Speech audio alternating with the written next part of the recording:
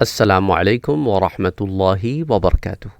کیا آپ جانتے ہیں کہ روح کا انسانی جسم سے 5 قسم کا تعلقات ہوتے ہیں اور ہر تعلق ایک علیحدہ حکم رکھتا ہے۔ پہلا تعلق جب انسان ماں کے پیٹ میں ہوتا ہے، رحم مادر میں ہوتا ہے، تو اس وقت روح کا جسم سے ایک تعلق پیدا ہوتا ہے۔ یہ سب سے پہلی دفعہ ہوتا ہے کہ روح جسم کے اندر داخل ہوتی ہے۔ اس سے پہلے روح عالم ارواح میں ہوتی ہے۔ عالم ارواح سے متعلق ہم بڑی تفصیلات آپ کو پہلے دے چکے ہیں۔ روح کے نام سے ایک پوری پلے لسٹ ہے۔ کچھ لوگوں نے یہ کہا ہے کہ سر آپ روح سے متعلق تفصیلات نہیں دیتے، ہم نے پوری پلے لسٹ بنائی ہوئی، آپ جا کے اسے وزٹ کر سکتے ہیں۔ اچھا، پھر دوسرا تعلق انسان کی روح کا انسان کے جسم سے تب ہوتا ہے جب وہ پیدا ہو جاتا ہے، اس دنیا میں آتا ہے، اس مادی دنیا میں خود سروائیول کے لیے محنت کرتا ہے، ماں کے پیٹ سے نکل آتا ہے۔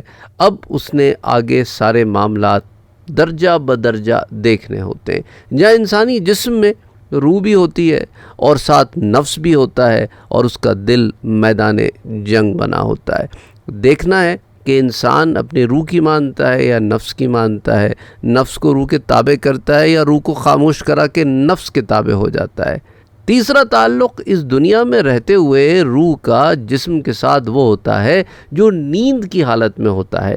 تو جسم ایک طریقے سے سو رہا ہوتا ہے لیکن روح جو ہے وہ سوتی نہیں ہے۔ روح کا ایک حصہ جسم کے ساتھ جڑا ہوتا ہے کہ انسان کے اندر حرکت جاری رہے، اور روح کا دوسرا حصہ عالم برزخ میں داخل ہوتا ہے اور ان سے ملاقات کرتا ہے جو اس دنیا سے جا چکے ہیں۔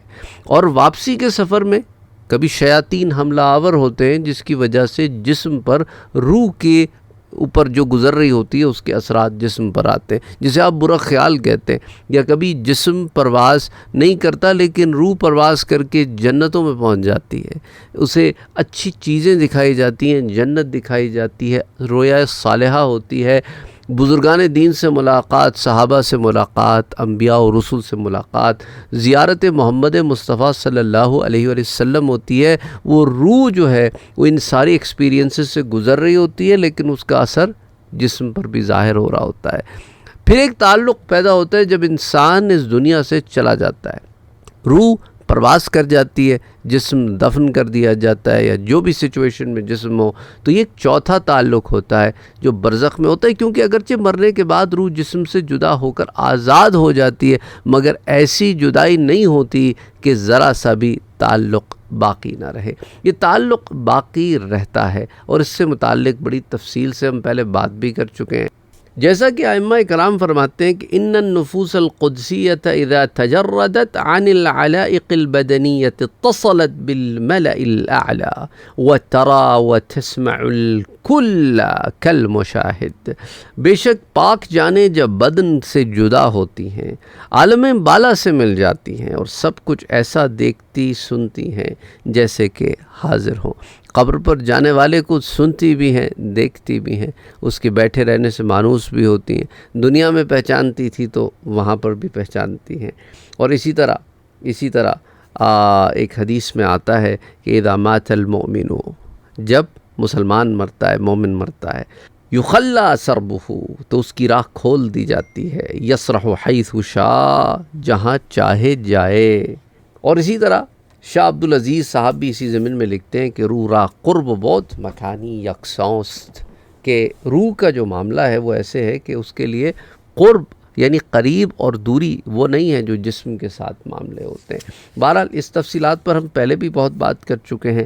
فیض القدیر شرح الجامع الصغیر میں حرف صاد میں حدیث 514 کے تحت، اسی طرح شرح الصدور میں باب فضل الموت میں، پھر مصنف ابن ابی شیبہ میں کتاب الزہد میں عبداللہ ابن عمر سے ایک حدیث آتی ہے پیج 189 پہ، پھر فتاوی رضویہ میں، فتاوی عزیزیہ میں۔ تو روح کے لیے کوئی جگہ دور یا نزدیک نہیں بلکہ سب جگہ کیا ہوتی ہیں اس کے لیے برابر کی حیثیت رکھتی ہیں۔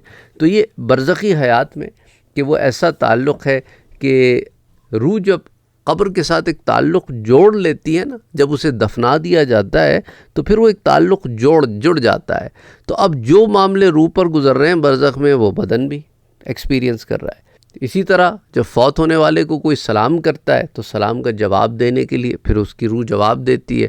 ایک خاص قسم کا یہاں لوٹایا جانا ہوتا ہے۔ لوٹایا جانا ہوتا ہے کہ مطلب یہ ہوتا ہے کہ اب روح کا ادھر التفات، ادھر توجہ ہوتی ہے، کہاں؟ جو اس کی قبر پہ آتا ہے اس کی طرف، ورنہ وہ ساری وقت اپنی قبر پر متوجہ نہیں ہوتی۔ یہ خاص قسم کا لوٹایا جانا ہوتا ہے جو قیامت سے پہلے جسم کی زندگی کو لازم نہیں ہے، جسم کسی کیفیت میں ہو۔